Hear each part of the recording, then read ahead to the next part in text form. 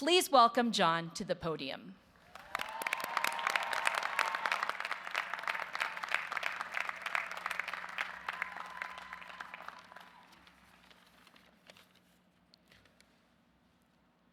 It's an honor to be speaking with all of you here today.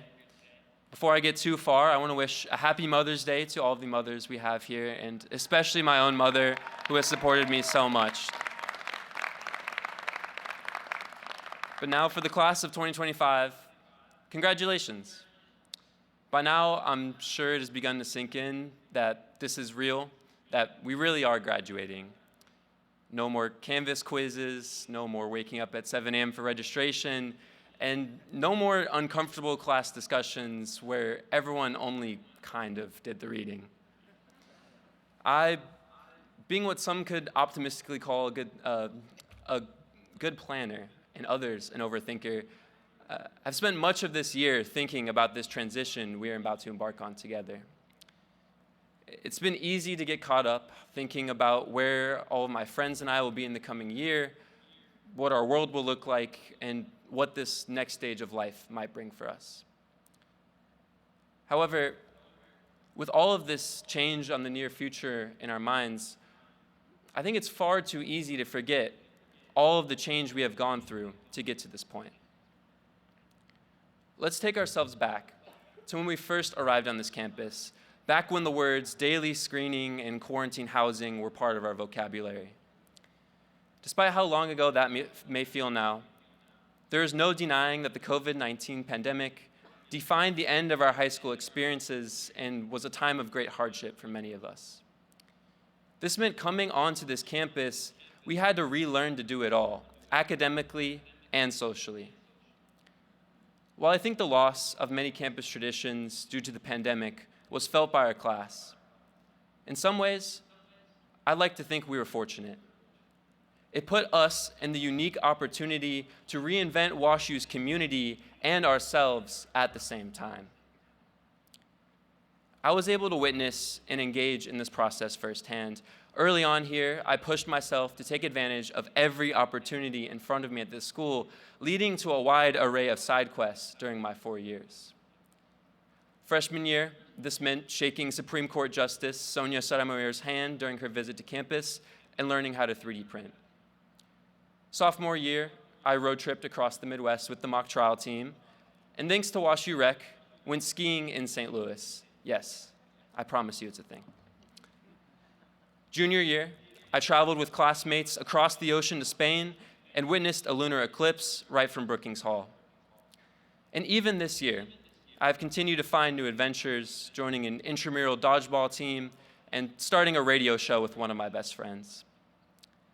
On top of all this, I've made a point of attending whichever performances and events my friends were in, or whichever ones piqued my intellectual curiosity, or really just whichever ones promised free food.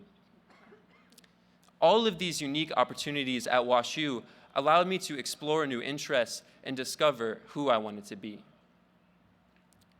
Importantly, throughout all of these adventures, I was not alone. All of you were there with me, packing Edison Theater, Graham Chapel, Holmes Lounge, and Risa Commons, supporting one another.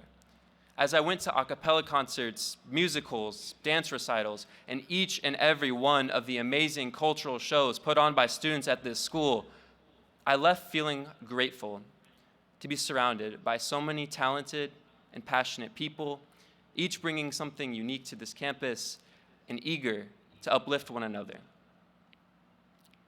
I remember earlier this year, I was in the Village's Black Box Theater, along with some of my closest friends, supporting my roommate at their slam poetry performance.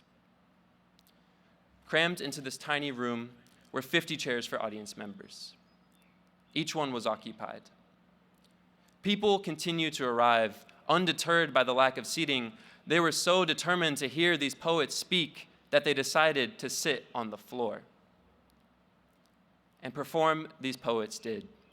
I witnessed my classmates pour their hearts out, sharing some of their deepest experiences about love and trauma and family, articulating them in the most beautiful way imaginable. While they did so, those of us in the audience listened. We clapped, we cheered, we mourned, and we laughed right alongside them. Moments like these remind me how far we have come. That despite everything, our class emerged from the isolation of a global pandemic and built a community together. A community so strong that it will show up for each other, even if it means sitting on the floor. We should also note that building community is not always easy. We've seen that during our time here. Both on campus and off, our generation has dealt with issues that have challenged our most deeply held values. But our class was not quiet.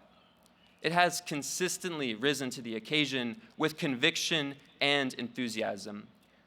Whether through dialogue, art, or protest, I applaud my classmates for standing up for what they believe in and standing by one another through it.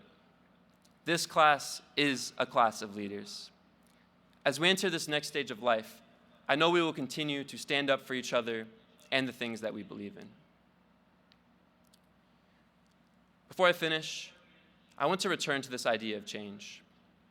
Whether it's the change from Webstack to Workday or the changing currents felt across the world, change is around us at all times. Having just completed 4 of the most formative years of our lives, there's no doubt we have all changed during our time at WashU. I'm no exception. But when I was at Olin Library the other day, someone asked me whether my past self would be surprised at the way I am now. While my time at WashU has been filled with memories I never could have expected, ultimately, I said no. Because the change I have gone through at this school was exactly the kind of change I was seeking when I came in. To be more critical, more compassionate, and more inspired and hopeful for the world that we will all make together. And this change would not have been possible without all of you and the community that we have built. Today, the world feels as unstable as ever. But as you all have shown me, we are not passive respondents to this change, nor are we alone. That's why I have no doubt our class has the power to take on whatever comes our way. Thank you, and congratulations once again.